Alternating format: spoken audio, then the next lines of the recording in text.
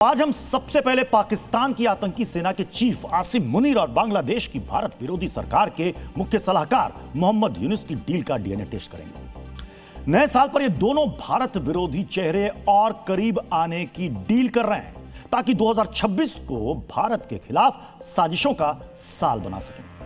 पिछले 48 घंटों में इस डील से जुड़े कई अपडेट सामने आए। पाकिस्तान और बांग्लादेश की तरफ से कई हाई प्रोफाइल बयान भी दिए गए जिसमें भविष्य की साजिशों के संकेत छिपे हुए हैं। 48 घंटे के अंदर पाकिस्तान के विदेश मंत्री इशहाक डार ने बांग्लादेश नीति पर बड़ा खुलासा किया और ढाका में पाकिस्तान के राजदूत ने बांग्लादेश सरकार के मुख्य सलाहकार मोहम्मद यूनुस से मुलाकात की। इस मुलाकात के दौरान पाकिस्तान के हाई कमिश्नर ने यूनुस को मुनीर का संदेश दिया है। इन दोनों घटनाओं से पाकिस्तान और बांग्लादेश की 2026 वाली साजिशों का रोड मैप सामने आ गया है। आज आपको भी जानना चाहिए मोहम्मद यूनुस को मुनीर ने क्या संदेश भिजवाया, भारत में आतंकवाद वाली साजिश को बढ़ावा देने का मुनीर और यूनुस ने क्या प्लान बनाया है और उसे किस तरह हास्यास्पद व्यापार और सहयोग के पर्दे के पीछे छिपाने की कोशिश की जा रही है। आज आपको यह भी समझना चाहिए कि पाकिस्तान के विदेश मंत्री ने भारत के खिलाफ साजिश का मुनीर प्लान कैसे आउट कर दिया। सबसे पहले आप समझिए पाकिस्तान और बांग्लादेश के बीच किस तरह जमीन से आसमान तक डील की जा रही है और इनमें कौन सी डील भारत के लिए सबसे खतरनाक है। पाकिस्तान के राजदूत ने बांग्लादेश के मुख्य सलाहकार मोहम्मद यूनुस से मुलाकात की और इसके बाद बांग्लादेश की तरफ से एक स्टेटमेंट जारी करके इस डील की जानकारी दी गई। बताया गया बांग्लादेश पाकिस्तान व्यापार में पिछले साल की तुलना में 20% की बढ़ोतरी हुई है और ढाका कराची के बीच डायरेक्ट फ्लाइट जनवरी से शुरू होने की उम्मीद है। इसके अलावा भी कुछ और क्षेत्रों में सहयोग की बात कही गई जिसे सुनकर आपको हंसी आ सकती है। बताया गया कि दोनों देशों के कारोबारी नए निवेश और ज्वाइंट वेंचर की तलाश कर रहे हैं। आप सोचिए जिस पाकिस्तान के ऊपर 236 अरब डॉलर का कर्ज है, जो पाकिस्तान अब तक 24 बार आईएमएफ के पास जाकर विश्व रिकॉर्ड बना चुका है, हर 3 साल में जिस देश में आर्थिक इमरजेंसी लग जाती है, जो निवेश के लिए दूसरे मुल्कों के सामने गिड़गिड़ाता रहता है, वो बांग्लादेश में निवेश करने की डील कर रहा है। आप फिर से मुस्कुरा सकते हैं क्योंकि पाकिस्तान में किडनी और लीवर ट्रांसप्लांट के क्षेत्र की अगर हम बात करें तो बांग्लादेश को ट्रेनिंग देना वो चाहता है और बांग्लादेश के मरीजों का इलाज करना चाहता है पाकिस्तान। जबकि पाकिस्तान में हर साल 15,000 लोग किडनी ट्रांसप्लांट नहीं होने पर वक्त से पहले मर जाते हैं। पाकिस्तान में प्रतिवर्ष लगभग 8 से 10 हजार लोगों को लीवर ट्रांसप्लांट की जरूरत होती है, लेकिन पाकिस्तान में 90% से ज्यादा लोगों का लीवर ट्रांसप्लांट नहीं हो पाता, यानी 9,000 से ज्यादा लोगों की मौत हो जाती है। और अब पाकिस्तान बांग्लादेश के मरीजों को लीवर ट्रांसप्लांट के लिए अपने देश में बुलाना चाहता है। पाकिस्तान ने ऑफर दिया है बांग्लादेश के छात्र पाकिस्तान आकर मेडिकल साइंस, नैनो टेक्नोलॉजी और आर्टिफिशियल इंटेलिजेंस यानी कि एआई की पढ़ाई करें। यह बात सुनकर शायद पाकिस्तानी भी अपना सिर पकड़ लें क्योंकि पाकिस्तान में खुद काबिल डॉक्टरों की भारी कमी है। एआई में उसकी रैंक 90 से 100 के बीच में है, यानी एआई में पाकिस्तान खुद एक उपभोक्ता है और वो बांग्लादेश को ट्रेंड करना चाहता है। इसके अलावा नैनोटेक का पाकिस्तान में लैब के बाहर कोई वजूद नहीं है, लेकिन मुनीर यूनुस को यह बता रहा है वो बांग्लादेशी छात्रों को नैनोटेक में एक्सपर्ट बना सकता है। यह बात पाकिस्तानियों को भी पता है और बांग्लादेशियों को भी। दोनों देशों के बीच एआई, नैनोटेक, मेडिकल साइंस और मेडिकल टूरिज्म जैसे कई समझौते परवान नहीं चढ़ेंगे क्योंकि दोनों देश इस क्षेत्र में एक ही नाव पर सवार हैं और दवाइयों के साथ मेडिकल सुविधाओं के लिए बहुत हद तक भारत पर निर्भर है। पाकिस्तान ने तो ऑपरेशन सिंदूर के बाद भी भारत से 1,000 करोड़ रुपए से ज्यादा की दवाइयां और कच्चा माल निर्यात किया है। तो सवाल उठता है कि आखिरकार दोनों देशों के बीच डील किस चीज की हो रही है। अगर कराची और ढाका के बीच फ्लाइट और समुद्री व्यापार शुरू हो रहा है तो आखिरकार कौन लोग और कौन सा माल कराची से बांग्लादेश भेजा जाएगा और उससे किसको फायदा होगा, आज आपको यह भी समझना चाहिए क्योंकि इसका निशाना भारत है। बांग्लादेश और पाकिस्तान के बीच कराची चटगांव शिपिंग रूट के साथ साथ ढाका कराची डायरेक्ट फ्लाइट की तैयारी हो रही है। भारत के लिए यह चिंताजनक इसलिए है क्योंकि अब कराची के लयारी से अवैध हथियार सीधे बांग्लादेश पहुंच सकता है, जिनका इस्तेमाल भारत में अस्थिरता फैलाने के लिए किया जा सकता है। इसके अलावा ढाका कराची डायरेक्ट फ्लाइट से आतंकियों का ट्रांसपोर्ट भी तेजी से होगा यह फ्लाइट 2026 के पहले महीने में शुरू की जा सकती है। 1971 के बाद पहली बार पाकिस्तान और बांग्लादेश के बीच सैन्य संबंध ट्रेनिंग रिश्तों तक पहुंच गए। पाकिस्तान के सबसे बड़े सैन्य अधिकारियों का बांग्लादेश में दौरा हुआ है, यानी बांग्लादेश की जमीन पर उन आतंकी ट्रेनिंग कैंप की ब्रांच भी खुल सकती है जो पाकिस्तान में फिलहाल भारत के निशाने पर है। पाकिस्तान और बांग्लादेश के बीच नौसैनिक सहयोग और मल्टीनेशनल एक्सरसाइज का समझौता भी हुआ है। इससे पाकिस्तान की नौसेना को भारत के करीब मौजूद रहने का मौका मिल जाएगा। पाकिस्तान और बांग्लादेश के बीच medical tourism, AI, nanotechnology और निवेश जैसे समझौते मजाक से ज्यादा कुछ भी नहीं। लेकिन जिस वक्त दोनों देशों की जमीन से भारत के पूर्वोत्तर में अस्थिरता की धमकी दी जा रही है, उस वक्त बांग्लादेश और पाकिस्तान के सैन्य और रणनीतिक समझौतों को हल्के में नहीं लिया जा सकता। यह गंभीर चिंता है। पाकिस्तान के विदेश मंत्री इशाक डार का आत्मविश्वास कितना ज्यादा बढ़ा हुआ है। उनका बयान सुनकर लग रहा है बांग्लादेश में बिताए 36 घंटों में उनको जितनी इज्जत मिली उतनी आज से पहले कभी नहीं मिली होगी। आज आपको पाकिस्तान के विदेश मंत्री के इन बयानों के पीछे छिपे संकेतों को भी समझना चाहिए। इशाक डार ने बताया कि उनसे कट्टरपंथी जमाते इस्लामी और छात्रों की पार्टी एनसीपी के नेता खुद मुलाकात करने आए हैं। शेख हसीना सरकार के खिलाफ आंदोलन भी इन्हीं ताकतों ने किया था, यानी बांग्लादेश में तख्ता पलट करने वाली ताकतें पाकिस्तान की सहयोगी हैं। इशाक डार को पूरा यकीन है, भरोसा है कि फरवरी में चुनाव के बाद ये संबंध और ज्यादा मजबूत होंगे। यानी वो जानते हैं कि बांग्लादेश में जो नई सरकार आने वाली है वो पाकिस्तान को बांग्लादेश में फ्री हैंड देगी, यानी वो पाकिस्तान की कठपुतली सरकार होगी। हालांकि पाकिस्तान का कंट्रोल हाथ में लेने को तैयार दिख रहा है। इशाक डार ने यह भी बताया शेख हसीना के दौर में ढाका ने किस तरह पाकिस्तान को बेइज्जत किया। इशाक डार ने बताया कि 11-12 साल पहले तत्कालीन विदेश मंत्री हिना रब्बानी खार जब ढाका गई तो उनके साथ बांग्लादेश में कोई मीटिंग नहीं की गई थी। इसका मतलब शेख हसीना के दौर में पाकिस्तान की ढाका में कोई इज्जत नहीं थी। बांग्लादेश में 1971 के युद्ध अपराधों के लिए जमाते इस्लामी नेताओं को मौत की सजा सुनाई गई, जिसका पाकिस्तान की संसद और सरकार ने विरोध किया। इसके जवाब में बांग्लादेश ने पाकिस्तान के उच्चायुक्त को तलब करके कई बार राजनयिक फटकार लगाई और पाकिस्तान को बेइज्जत किया। 2021 में बांग्लादेश ने 1971 के मुक्ति संग्राम की 50वीं वर्षगांठ बड़े स्तर पर मनाई। इसमें भारत को मुख्य अतिथि का दर्जा मिला। इस आयोजन के जरिए भी पाकिस्तान की काफी किरकिरी हुई। पाकिस्तान इससे अनुपस्थित भी रहा। लेकिन बांग्लादेश में तख्ता पलट करवाकर पाकिस्तान अपने प्रॉक्सी जमाते इस्लामी के जरिए सत्ता चलाना चाहता है और पाकिस्तान की मदद से जमाते इस्लामी ने बांग्लादेश की सत्ता हड़पने का पूरा प्लान बना लिया है। आज आपको इसकी इनसाइड स्टोरी के बारे में भी जानना चाहिए। आज आपको समझना चाहिए जिस जमाते इस्लामी के नेताओं को बांग्लादेश में फांसी दिए जाने का पाकिस्तान की संसद में विरोध हुआ था, जिस जमाते इस्लामी के नेता इशाक डार की ढाका विजिट के दौरान उनसे मिलने पाकिस्तान के दूतावास में पहुंचे थे, जिस जमाते इस्लामी ने 1971 के स्वतंत्रता संग्राम में भी पाकिस्तान का साथ दिया था, जिस जमात के दम पर इशाक डार दावा कर रहे हैं कि बांग्लादेश में बनने वाली नई सरकार से उनके संबंध और मजबूत होंगे, उस जमात ने कैसे अपने 50 साल से ज्यादा पुराने प्लान को पूरा कर लिया है। किस तरह बांग्लादेश में आतंकवादियों की पूरी सरकार बनने का रास्ता साफ हो गया है। यानी बांग्लादेश में अब प्रधानमंत्री, राष्ट्रपति और कैबिनेट में वो चेहरे दिखाई देंगे जो कुछ दिनों पहले तक बांग्लादेश में आतंकी थे, क्योंकि पाकिस्तान की आतंकी सेना के चीफ आसिम मुनीर की जमात ने बांग्लादेश के छात्र आंदोलन को पूरी तरह से कैप्चर कर लिया है। शेख हसीना के खिलाफ आंदोलन करने वाले छात्रों ने जो पार्टी बनाई थी उसके नाम का इस्तेमाल करके जमात ने बांग्लादेश की सत्ता में काबिज होने की तैयारी कर ली है। बांग्लादेश से पिछले 24 घंटे में कुछ बड़ी खबरें सामने आई। आज जमाते इस्लामी के नेतृत्व वाले गठबंधन में 2 नए राजनीतिक दल शामिल हो गए। पहला दल लिबरल डेमोक्रेटिक पार्टी यानी कि एलडीपी है, जिसकी अगुवाई बांग्लादेश की फौज से रिटायर्ड कर्नल ओली अहमद कर रहे हैं। दूसरा दल नेशनल सिटीजन पार्टी एनसीपी, जिसके नेता छात्र आंदोलन का चेहरा बने नाहिद इस्लाम है। यह पार्टी हाल के आंदोलन में शामिल छात्रों ने बनाई है, लेकिन अब यह पार्टी कट्टरपंथी जमाते इस्लामी के साथ गठबंधन में शामिल हो गई है, जिसके बाद अब यह साफ हो गया है कि छात्र आंदोलन भी जमाते इस्लामी ने पाकिस्तान की मदद से ही खड़ा किया था और अब इसके सबूत भी सामने आ रहे हैं। छात्र नेता नीला इसराफिल ने यह दावा किया है कि जुलाई और अगस्त के दौरान हुआ आंदोलन शेख हसीना को सत्ता से हटाने के लिए ही डिजाइन किया गया था। छात्रों की पार्टी को लीड कर रहे नेताओं ने जैसे ही असली रंग दिखाया, दूसरे सहयोगियों ने खुलासा करना शुरू कर दिया, पोल खोलनी शुरू कर दी। कुछ छात्र नेता जमात इस्लामी का मुखौटा बन गए। इनका इस्तेमाल जमात ने शेख हसीना का तख्ता पलट करने में किया। कट्टरपंथी भाषण देकर छात्रों को भड़काया गया, लोगों की हत्याएं की गई, जिससे यह आंदोलन और ज्यादा भड़के। अब समझिए जमात इस्लामी कितना खतरनाक संगठन है और अब यह बांग्लादेश की सत्ता में काबिज होने के लिए किस तरह तैयार है।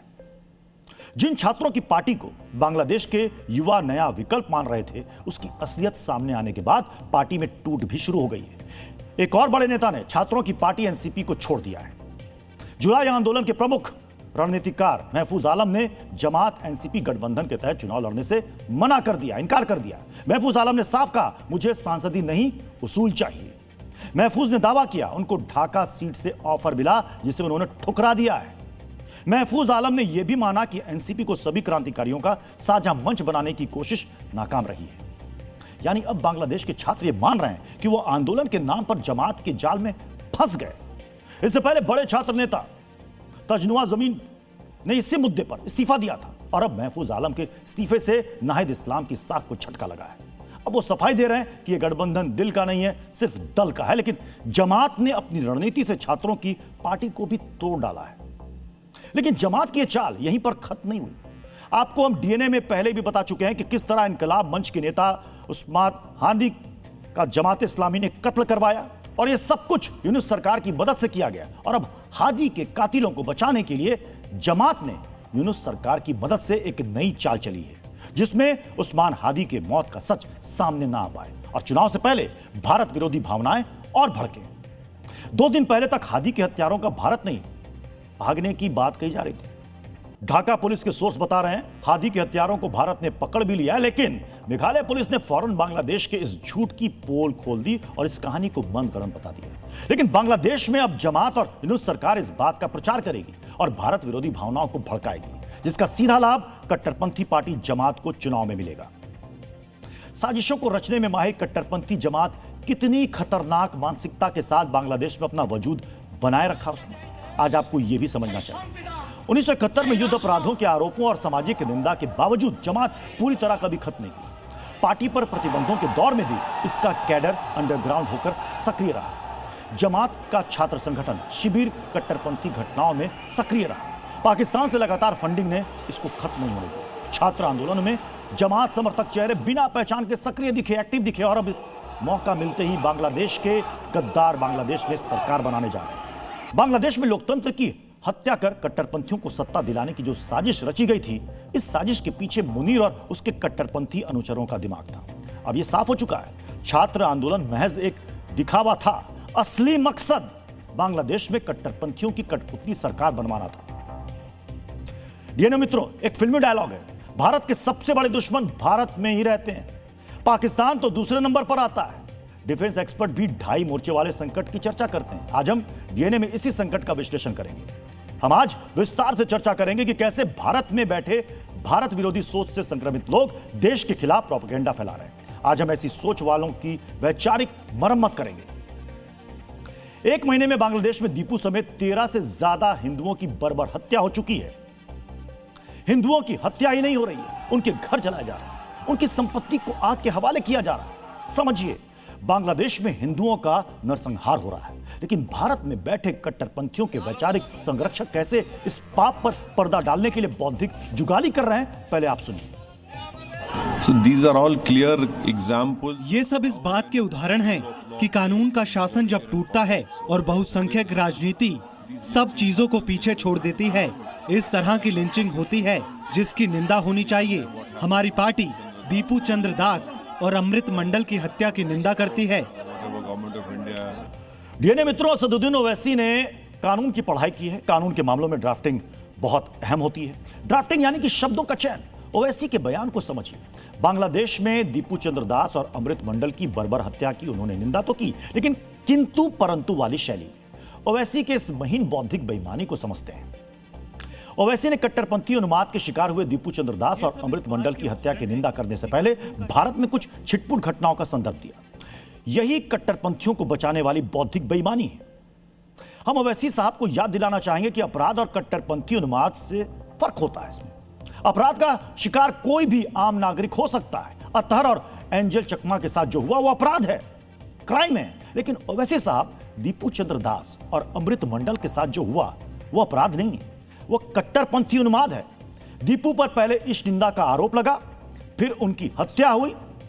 ओवैसी साहब, भारत में ऐसा नहीं होता है। ओवैसी साहब ने बड़ी चालाकी से कहा कि जहां बहुसंख्यक राजनीति को संचालित करते हैं वहां कानून का शासन टूट जाता है। आज ओवैसी साहब को यह समझना चाहिए कि भारत में बहुसंख्यक आजादी के बाद से ही राजनीति को संचालित करते रहे हैं, लेकिन भारत में कभी कानून का शासन नहीं टूटा है।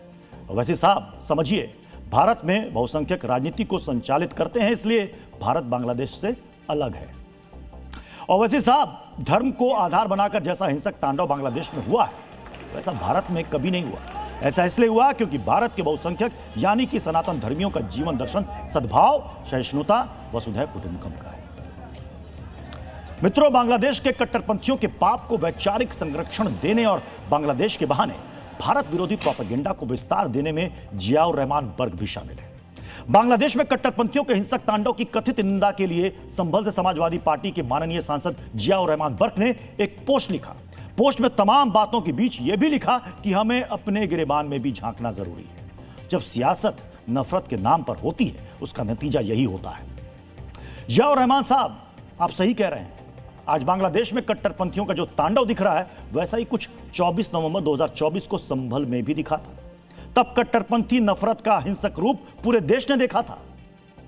बर्क साहब, यूपी पुलिस की चार्जशीट और एसआईटी की रिपोर्ट बताती है कि 24 नवंबर 2024 को संभल में जो हिंसा हुई थी उसमें आपकी भूमिका भी थी। बर्क साहब, आपने सही कहा है, सिर्फ बांग्लादेश को कोस देना काफी नहीं है, आपको अपने गिरेबान में भी झांकना चाहिए। समझना चाहिए, कट्टरपंथ की चिंगारी हर जगह तबाही ही मचाती है, नुकसान ही पहुंचाती है, चाहे वो संभल हो या फिर बांग्लादेश। और सुनिए बर्क साहब, कट्टरपंथी नफरत के खिलाफ लड़ाई में सबसे पहले आपको अपने ही खिलाफ खड़ा होना चाहिए। राष्ट्रपिता महात्मा गांधी ने कहा है, अगर तुम दुनिया को बदलना चाहते हो तो पहले खुद को बदलो। गांधी जी की यह सीख आज सिर्फ जियाउर रहमान बर्क को नहीं, उनके जैसे सोच वाले दूसरे लोगों को भी याद करनी चाहिए। हम ऐसा क्यों कर रहे हैं, विस्तार से आपको बताएंगे, लेकिन पहले आप जम्मू कश्मीर की पूर्व सीएम महबूबा मुफ्ती को सुनिए। गांधी और नेहरू का हिंदुस्तान अब लिंचिस्तान में बदल गया है। जवाहरलाल नेहरू मुल्क बनो। प्रसिद्ध सूफी कवि रूमी ने कहा है कि कल मैं चतुर था इसलिए दुनिया बदलना चाहता था, आज मैं बुद्धिमान हूं इसलिए खुद को बदल रहा हूं। मित्रों, महबूबा मुफ्ती चतुर हैं, इसलिए वो भारत को अपने मुताबिक बदलना चाहती हैं। उन्हें अपने डिजाइन का भारत चाहिए, उन्हें ऐसा भारत चाहिए जहां पत्थरबाजों, अलगाववादियों और कट्टरपंथियों को खुली छूट हो, वैसे ही जैसे बांग्लादेश में। महबूबा मुफ्ती जी, गांधी नेहरू का हिंदुस्तान नहीं बदला, आपकी कट्टरपंथी सोच पर जो दिखावे का पर्दा पड़ा था वो जरूर हट गया। महबूबा मुफ्ती जी, गांधी नेहरू का हिंदुस्तान उस दिन लिंचिस्तान बना था जब कश्मीर में कट्टरपंथियों ने चुन चुनकर कश्मीरी पंडितों को निशाना बनाया था, और आज निर्दोषों का खून बहाने वाले आतंकियों का एनकाउंटर हो रहा है तो आपको गांधी नेहरू का हिंदुस्तान लिंचिस्तान नजर आता है। महबूबा मुफ्ती जी समझिए, भारत में संविधान और कानून का शासन है, यहां बांग्लादेश की तरह अल्पसंख्यकों को निशाना नहीं बनाया जा रहा है। जिन्होंने कानून तोड़ा है उनके खिलाफ एक्शन हो रहा, कार्रवाई हो रही है। अफसोस, ये एक्शन आपको नागवार गुजर रहा है। अब सुनिए कैसे भारत में बैठे कट्टरपंथियों के कुछ वैचारिक बंधु देश के संविधान को, देश के कानून को चुनौती दे रहे हैं। मैं समझता हूं कि ये ऑर्गेनाइजेशन अलकायदा, आईसिस और जितनी भी आतंकवादी तंजीमें हो सकती हैं उन तमाम की तुलना अगर इनसे की जाए तो कोई गलत नहीं होगा। इसको तत्काल प्रभाव से बजरंग दल को ख़त्म करना चाहिए, नहीं तो इसके खिलाफ अगर मुसलमान खड़े हो गए तो देश में अनर्थ हो जाएगा। साजिद रशीदी, आप सही कह रहे हैं, बांग्लादेश में जो हो रहा है वो अनर्थ ही हो रहा है। अल्पसंख्यक हिंदुओं की हत्या करना अनर्थ है, उनके घर जला देना अनर्थ है, और सड़क पर हिंसक तांडव अनर्थ है। जो लोग बांग्लादेश में अनर्थ कर रहे हैं उन्हें तो आप जानते ही, ये वही कट्टरपंथी हैं जो वैचारिक तौर पर आपके बंधु हैं, जिनके पाप पर पर्दा डालने के लिए मौलाना आप अनर्थ की धमकी दे रहे हैं। ये बौद्धिक पाखंड है। डीएनए मित्रों समझिए, बांग्लादेश में कट्टरपंथियों के हिंदू विरोधी उन्माद को पूरी दुनिया देख रही है। भारत का हर नागरिक इस कट्टरपंथी हिंसा से आक्रोशित है, लेकिन हर घटना को अपने खास नजरिए से देखने वाले चंद चेहरे कट्टरपंथियों के लिए शाब्दिक ढाल बना रहे हैं। बांग्लादेश में कट्टरपंथियों की हिंसा से लोगों का ध्यान भटकाने के लिए भारत के खिलाफ प्रोपेगेंडा फैला रहे हैं। यह बहुत महीन दर्जे की बौद्धिक बेईमानी है। ये चेहरे एक तरफ बांग्लादेश के साथ भारत की तुलना तक भारत को गरिमा दाग लगा रहे हैं करके, वहीं दूसरी तरफ कट्टरपंथियों के लिए शाब्दिक ढाल बनाकर उनका बचाव भी कर रहे हैं। मित्रों, जरूरी है ऐसी सोच वालों से सावधान रहा जाए और उनके शाब्दिक प्रपंच और बौद्धिक धूर्तता को बेनकाब किया जाए। लेकिन मित्रों, अब हम एक ऐसी खबर का विश्लेषण करने वाले हैं जो पाकिस्तान के दोनों गालों पर जोरदार तमाचे की तरह है। पाकिस्तान ने गाजा में अपनी फौज को तैनात करने की पेशकश की थी, लेकिन इजराइल ने यह साफ कर दिया कि गाजा में किसी भी पीस कीपिंग फोर्स में पाकिस्तान का कोई रोल नहीं होगा। इजराइल के प्रधानमंत्री बेंजामिन नेतन्याहू ने क्लियर कर दिया कि मुनीर की फौज को वो गाजा में पांव तक नहीं रखने देंगे। यानी मित्रों, इस बड़ी खबर को डिकोड करने से पहले आपके लिए गाजा की मौजूदा स्थिति को समझना जरूरी है। गाजा में हमास और इजराइल के बीच संघर्ष को रोकने के लिए गाजा शांति योजना बनाई गई। अमेरिकी राष्ट्रपति डोनाल्ड ट्रंप की अगुवाई में कई अरब और मुस्लिम देशों के साथ बातचीत करके सहमति बनी। इस समझौते में गाजा में एक पीस कीपिंग फोर्स भेजने का भी प्रस्ताव रखा गया, जिसमें इंडोनेशिया, इटली, अजरबैजान, मिस्र, कतर समेत कई देशों ने अपने सैनिक भेजने का प्रस्ताव रखा। मुनीर ने भी पीस कीपिंग फोर्स में अपने सैनिक भेजने का ऐलान कर दिया। मुनीर ने प्रति सैनिक $10,000 की डिमांड भी की थी। लेकिन अब इजराइल ने साफ कर दिया है कि गाजा में मुनीर की सेना की कोई जरूरत नहीं है। लेकिन यह समझने वाली बात है कि इजराइल ने पाकिस्तान को लेकर यह फैसला क्यों किया। इसकी पहली वजह है हमास के साथ पाकिस्तान के अच्छे संबंध, दूसरी वजह है अस्थिर तत्वों के साथ पाकिस्तान की निकटता और तीसरी वजह है पाकिस्तान की अनप्रोफेशनल आर्मी। हम आपको एक एक करके ये तीनों पॉइंट समझाने वाले हैं। सबसे पहले आपको यह वीडियो देखना चाहिए। इसी साल फरवरी के महीने में पाकिस्तान अधिकृत कश्मीर में हमास के आतंकवादियों को ग्रैंड रिसेप्शन दिया गया था। जैसे मोहम्मद और लश्कर तैयबा ने हमास आतंकियों के साथ रैली निकाली थी, हमास के आतंकियों को यहां किसी हीरो की तरह ट्रीट किया गया था। अब यह समझने वाली बात है कि जिस देश में हमास के आतंकियों को इस तरह होस्ट किया जाता हो, उस देश की army Gaza peace keeping force का हिस्सा कैसे हो सकती है। गाजा में पाकिस्तानी फौज की एंट्री बैन की एक और मुख्य वजह है दुनिया के अस्थिर तत्वों से उसकी दोस्ती। अभी हाल ही में लीबिया के फील्ड मार्शल बेलकासिम हफ्तार से मुलाकात की थी। मुनीर ने उस देश को हथियार बेचने की पेशकश भी की थी, जिस देश पर दुनिया भर के प्रतिबंध लगे हैं। इसके अलावा पाकिस्तान की फौज को हमेशा से आतंकियों का मददगार माना गया है। लिहाजा ऐसी फौज को हमास आतंकियों के गढ़ में तैनात करना बिल्ली से दूध की रखवाली करवाने के बराबर है। गाजा पीस कीपिंग फोर्स ने पाकिस्तानी फौज को दूर रखने की एक और वजह है। पाकिस्तानी आर्मी काफी अनप्रोफेशनल है और इसके कई उदाहरण भी हैं। 1970 में जॉर्डन में ऑपरेशन ब्लैक सितंबर में पाकिस्तान की फौज से मदद ली गई थी। यहां जियाउल की कमान में पाकिस्तानी फौज ने विद्रोहियों से ज्यादा सिविलियंस की जान ले ली थी। 1993 में पाकिस्तानी फौज को सोमालिया में विद्रोही गुटों के खिलाफ तैनात किया गया था, लेकिन सोमाली मिलिशिया के एक ही हमले में 24 पाकिस्तानी सैनिक मारे गए। साल में 2000 पाकिस्तानी सैनिकों को कांगो में यूएन मिशन पर भेजा गया, लेकिन पाकिस्तानी फौज पर यहां यौन शोषण, दुर्व्यवहार, तस्करी के आरोप लगे। जिस फौज ने हमेशा सरेंडर ही किया हो, जो फौज विद्रोहियों से ज्यादा सिविलियंस की जान लेती हो, जो फौज ऑपरेशन की जगह यौन शोषण करती हो, उस फौज को गाजा में पीस कीपिंग के लिए भेजना कहां की समझदारी है। और यही वजह है कि इजराइल ने गाजा में मुनीर फौज की नो एंट्री का ऐलान कर दिया है। आसिम मुनीर को हम पाकिस्तान की आतंकी सेना का चीफ कहते हैं, और ये ऐसे नहीं कहते हैं, ये इसलिए कहते हैं क्योंकि खुद मुनीर पाकिस्तान में एक ऐसा सिस्टम चलाता है जो आतंकियों को हीरो बताता है और अपने ही फौजी अफसर को आतंकवादी मानता है।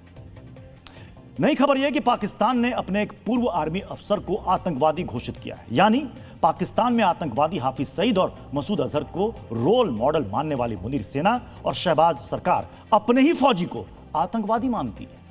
पाकिस्तानी सेना के पूर्व मेजर आदिल फारूक राजा को अनुसूची 4 के तहत आतंकवादी घोषित कर दिया गया है।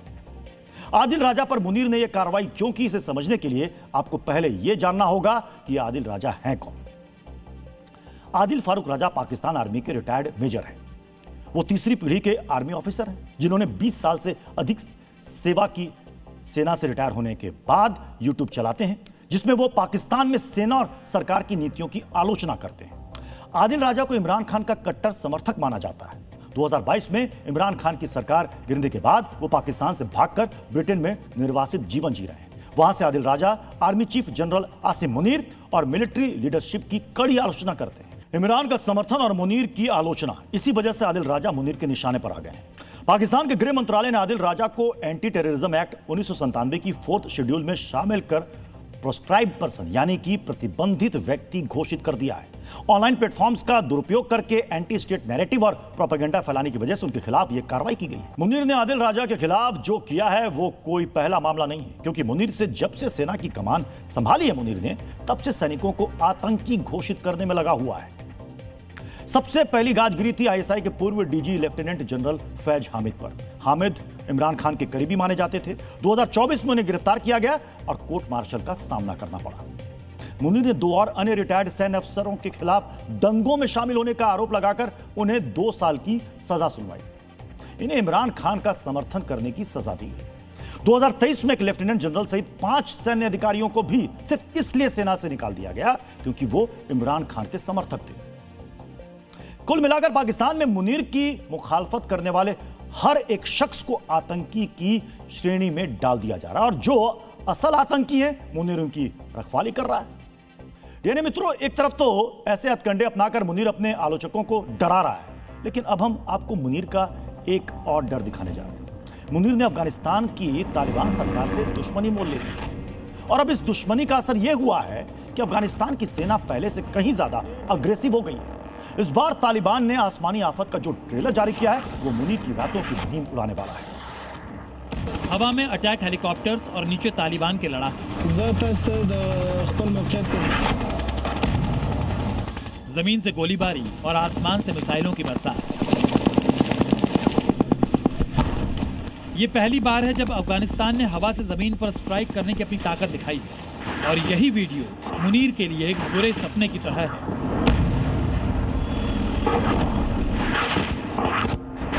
इस वीडियो में अफगान एयरफोर्स ने अपनी तैयारियों और ऑपरेशंस की एक झलक दिखाई है। वीडियो की शुरुआत में बताया गया है कि देश के दुश्मन सटीक हवाई हमलों से नष्ट किए जाएंगे, जो पाकिस्तान के लिए साफ संकेत है कि अगर दोबारा हवाई हमला किया तो पलटवार के लिए तालिबान तैयार है।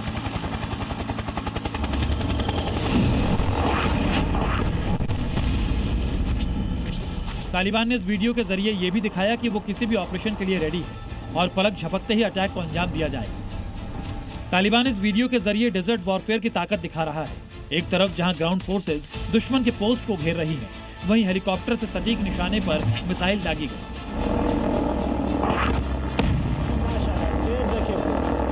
ये वीडियो पाकिस्तान के लिए एक स्पष्ट चेतावनी है कि अफगानिस्तान अब अपनी सैन्य ताकत को मजबूत कर रहा है और अफगानिस्तान की जमीन पर किसी भी हमले का प्रभावी ढंग से पलटवार कर सकता है। मित्रों, सोचिए कि कितनी बड़ी ट्रेजेडी है ये। जिनका सम्मान होना चाहिए वो सेना के जवान आतंकी घोषित कर दिए जाते हैं, और जिन्हें सलाखों के पीछे होना चाहिए उनका मंच पर सम्मान होता है। मित्रों, ये पाकिस्तान में ही संभव है। अफसोस हमारे देश में भी ऐसी सोच रखने वाले कुछ लोग मौजूद हैं। ये आतंकियों का सीधा समर्थन नहीं करते, लेकिन राष्ट्रवादी संगठनों की तुलना आतंकी संगठनों से करने का पाप जरूर करते हैं। अब हम इसी संकीर्ण सोच का विश्लेषण करेंगे। डेने मित्रों, कांग्रेस के एक सांसद हैं मणिकम टैगोर। लोकसभा में कांग्रेस के विप भी हैं, राहुल गांधी के करीबी हैं, तो उन्होंने अपनी सोच को पूरी तरह राहुल गांधी की पसंद के मुताबिक ढाल लिया है। जैसे राहुल गांधी आरएसएस के खिलाफ बयानबाजी करते हैं, वैसे ही मणिकम टैगोर भी आरएसएस के खिलाफ बयानबाजी करते रहते हैं। पहले सुनिए अब मणिकम टैगोर ने क्या कहा है।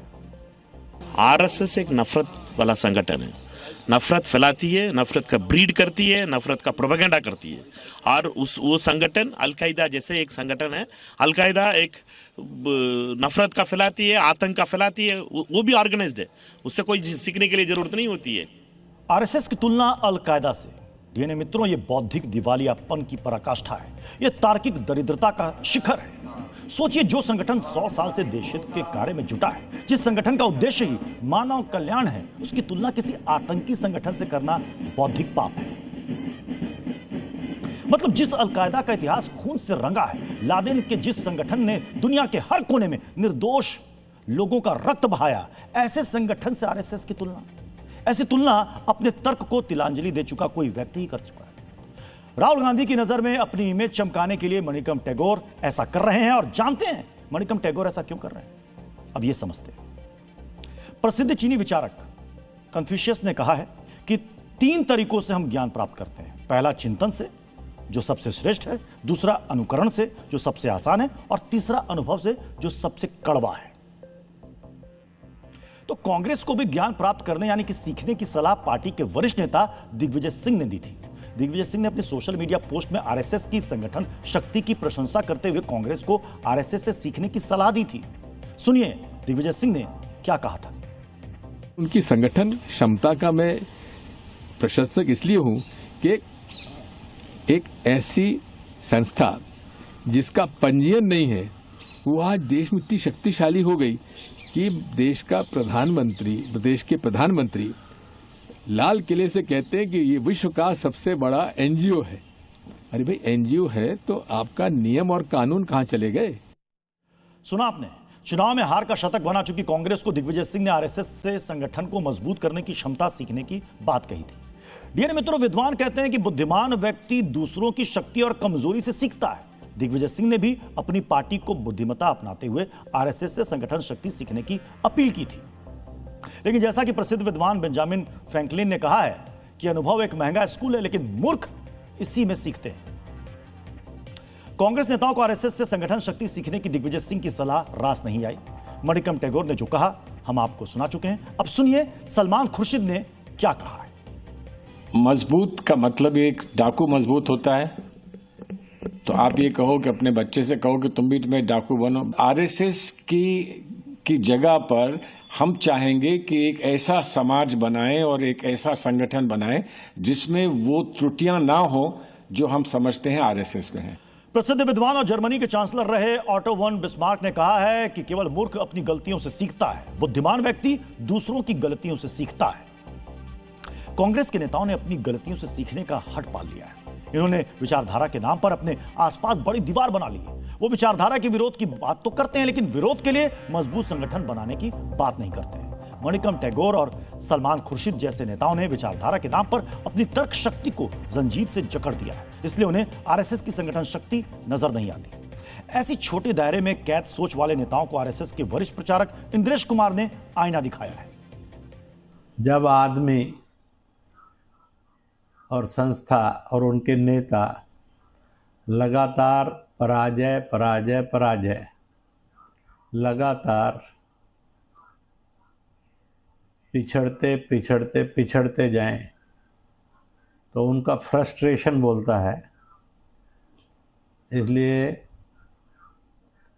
कुछ नेताओं ने आरएसएस की भरपूर उसके डिसिप्लिन के लिए, उसके देश प्रेम के लिए और उसके द्वारा समाज निर्माण के लिए प्रशंसा की। इसी से कांग्रेस में खलबली मची हुई है और वो विभाजित रूप में दिख रही है। सामान्य तौर पर यह कहा जाता है कि जिससे शत्रुता हो उसमें भी अगर कुछ अच्छा है तो सीखना चाहिए। अनुशासन और मजबूत संगठन शक्ति के कारण ही आज आरएसएस राष्ट्रहित के काम में सबसे आगे रहता है। अपनी संगठन शक्ति के कारण ही कभी देश भर में वामपंथी दल बहुत मजबूत हुआ करते थे। जैसे ही संगठन कमजोर हुआ, लेफ्ट का आधार भी सिमट गया। अब यह कांग्रेस को तय करना है कि वो किस दिशा में आगे बढ़ना चाहती है। अब हम नए साल वाली भीड़ का वीडियो विश्लेषण करने वाले हैं। नए साल का उत्सव मनाने के लिए लोग आमतौर पर 3 तरह की जगहों पर जाते हैं। कुछ लोग पहाड़ की ओर रुख करते हैं तो कुछ लोग गोवा और पुडुचेरी जैसे पार्टी डेस्टिनेशन पर जाते हैं। तो एक बड़ी आबादी ऐसी है जो नए साल में अपने इष्ट देव के दरबार में जाती है। अयोध्या और काशी से लेकर मां वैष्णो देवी, तिरुमला और द्वारका तक लोगों की भीड़ उमड़ती है। नए साल में सिर्फ 2 दिन का वक्त बचा है। ऐसे में लोगों ने अपने डेस्टिनेशन की ओर जाना शुरू भी कर दिया है। कुछ लोग पहाड़ की तरफ जा रहे हैं तो कुछ लोग मैदानी भाग में देवस्थल की ओर। देश के बड़े बड़े टूरिस्ट स्पॉट से हमारी ये ग्राउंड रिपोर्ट आज आपको जरूर देखनी चाहिए, ताकि ये पता चल सके कि मैदान या पहाड़, पार्टी डेस्टिनेशन या धार्मिक स्थल, कहां भीड़ सबसे ज्यादा है।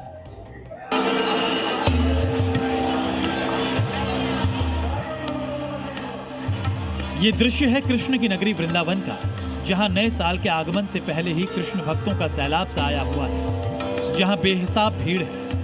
ये सब यहाँ पहुंचे हैं श्री कृष्ण के आगे शीश झुकाकर अपने नए साल की शुरुआत करने के लिए।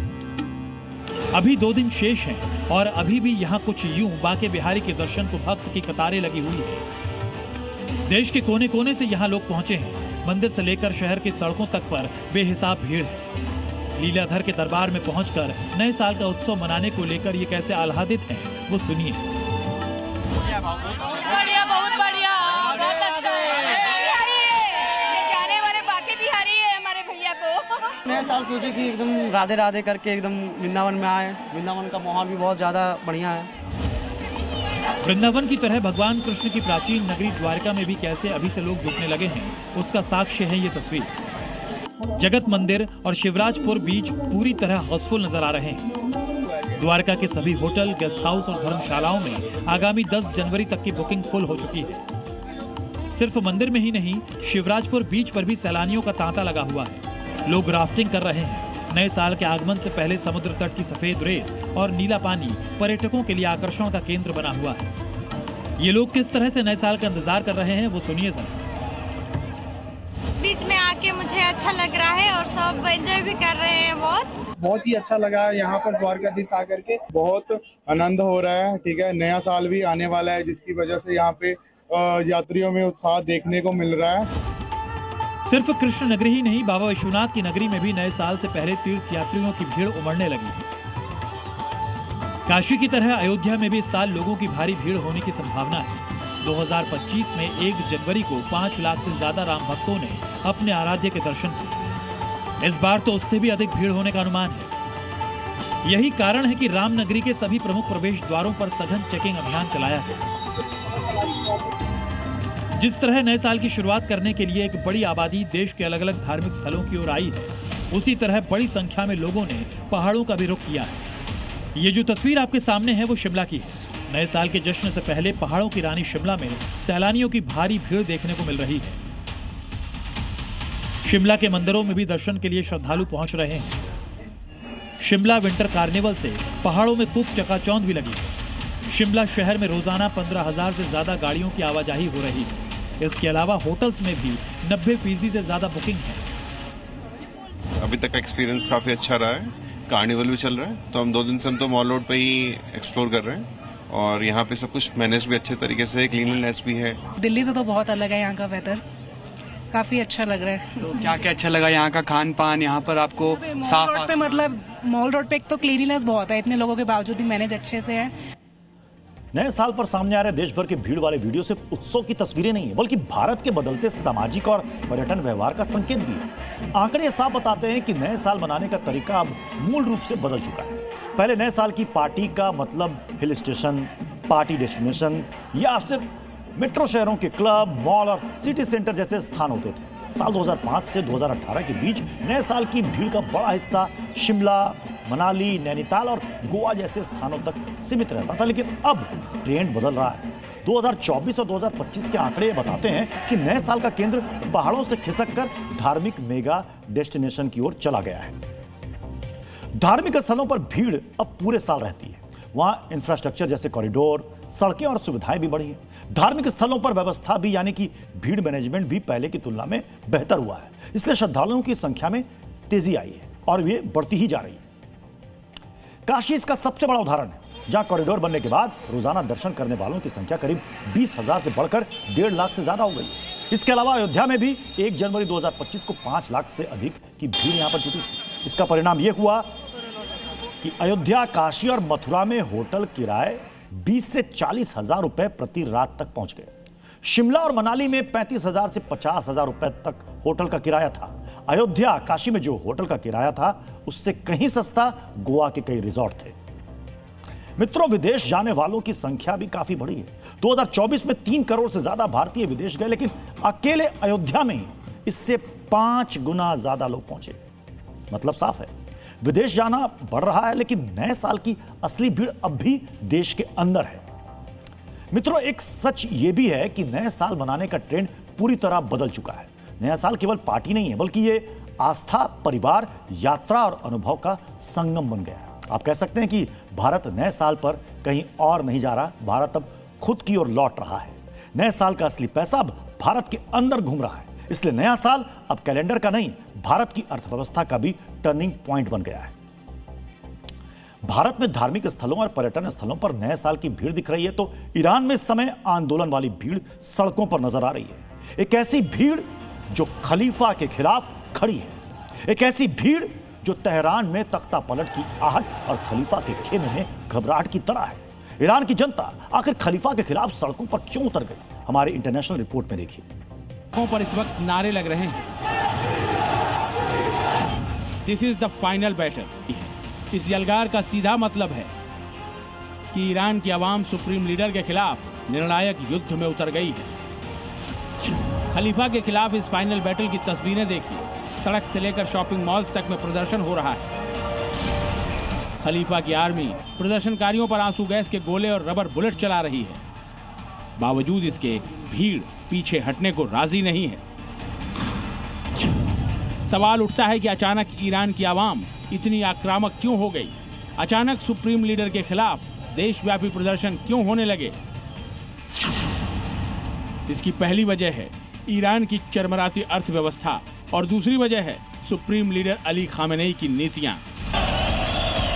ईरान में ताज़ा प्रदर्शन की शुरुआत आर्थिक संकट की वजह से हुई। शुरुआती प्रदर्शन तेहरान के दुकानदारों और व्यापारियों ने किया, लेकिन इस प्रदर्शन में फिर हर वर्ग जुड़ता चला गया, क्योंकि ईरान भयंकर आर्थिक संकट से गुजर रहा है। अमेरिकी प्रतिबंध और क्षेत्रीय युद्धों की वजह से ईरान की मुद्रा ऑल टाइम लो पर पहुंच गई है। ईरान की करेंसी रियाल, जो 2020 में 1,75,000 प्रति डॉलर थी, वो अब 8 लाख के पार पहुंच गई है।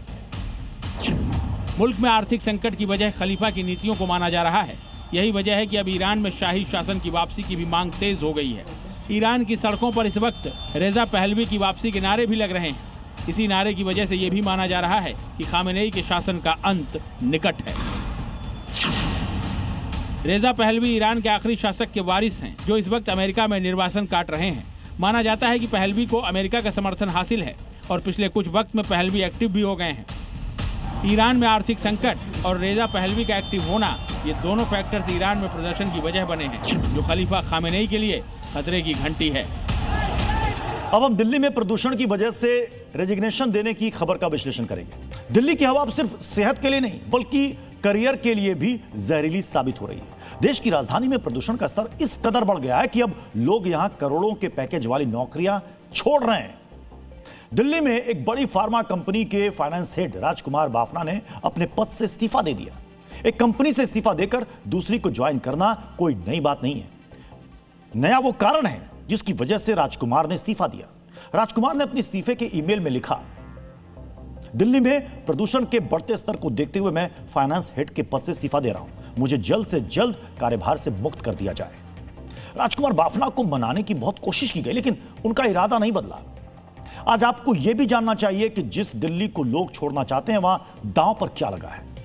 दिल्ली एनसीआर में आज 10 लाख से ज्यादा छोटी बड़ी कंपनियां मौजूद हैं। सिर्फ दिल्ली में फॉर्मल सेक्टर में करीब 45 लाख से ज्यादा लोग नौकरियां करते हैं। एक तरफ यहां की हवा जहरीली है, तो दूसरी तरफ यहां रहना बहुत महंगा है। पृथ्वीराज रोड जैसे दिल्ली के लुटियंस जोन में सबसे महंगी जमीन की कीमत 3 लाख रुपए प्रति वर्ग फुट तक पहुंच चुकी है। वहीं लुटियंस और साउथ दिल्ली के पॉश इलाकों में एक फ्लैट की कीमत 35 करोड़ से 100 करोड़ रुपए तक है। पर सवाल है कि इतनी महंगी जमीन और आलीशान घरों का क्या फायदा जब सांसें ही संकट में हो। आज आपको दिल्ली से जुड़े प्रदूषण के डराने वाले आंकड़ों के बारे में भी जानना चाहिए। दुनिया के सबसे प्रदूषित बड़े शहरों में दिल्ली अक्सर नंबर 1 पर रहती है। एक ताजा रिपोर्ट के मुताबिक दिल्ली में प्रदूषण के कारण हर साल लगभग 17,000 से ज्यादा मौतें होती हैं, यानी रोजाना औसतन 45 से 50 लोग जहरीली हवा की वजह से दम तोड़ रहे हैं। प्रदूषण सिर्फ जान नहीं ले रहा है, जेब भी काट रहा है। एक औसत दिल्ली वाला अपनी कमाई का एक बड़ा हिस्सा बीमारियों पर खर्च कर रहा है। प्रदूषण की वजह से सांस, फेफड़ों और दिल की बीमारी के मामले बढ़ गए हैं। एक आंकड़े के मुताबिक प्रदूषण से बीमार होकर अस्पताल में भर्ती होने वाले हर व्यक्ति को लगभग 55,000 रुपए खर्च करना पड़ रहा है। राजकुमार बाफना का इस्तीफा महज एक व्यक्ति का फैसला नहीं, बल्कि उन लाखों लोगों की चिंता है जो हर दिन इस धुएं में अपनी जिंदगी तलाश रहे हैं। क्या दिल्ली वाकई अब सिर्फ अमीरों का गैस चैंबर बनकर रह जाएगी? अब डीएनए में आज का संदेश, यदि आपने मन को जीत लिया तो दुनिया खुद आपसे हार मान लेगी। तो डीएनए में अब आपको जय हिंद कहने का समय आ गया है। जय हिंद। डीएनए में कल आपसे फिर मुलाकात होगी। तब तक के लिए अपना ख्याल रखिए, सुरक्षित रहिए और मुस्कुराते रहिए। धन्यवाद।